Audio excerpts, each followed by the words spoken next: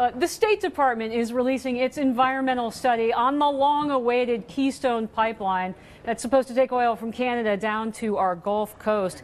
It's amazing that they're still even debating this, given we've had 4 analyses of the thing in thousands of pages issued since 2010 from our regulators.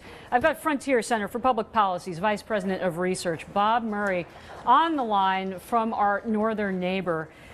Bob, how have Canadians reacted to the president's handling of this pipeline? There seems to be a fairly common interpretation that he's been dragging his feet.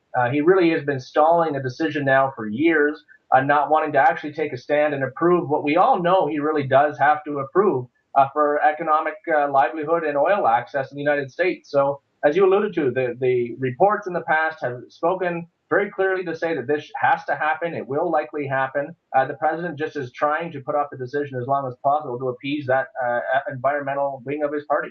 Oh, I think it's a stretch, Bob, to say the president has to approve it. He's held firm so far to please his union backers. We've heard a lot about why this pipeline matters to American jobs, but not a lot about why it matters to Canada. Can you speak a little bit about that? Sure. Well, it's certainly important for our economic viability. As you may know, the province of Alberta, especially, of course, is a major oil exporter to the United States. And in order for Canada's economic livelihood moving forward, which is heavily driven by the West these days, we need that pipeline to be built to be able to move the oil that we're extracting. If we're not able to get the oil to market, it's going to severely hinder our economic growth prospects. And we're going to have to reevaluate our entire economic strategy moving forward. So when you say reevaluate our economic strategy moving forward, what exactly do you mean? Canada would just ship the oil somewhere else?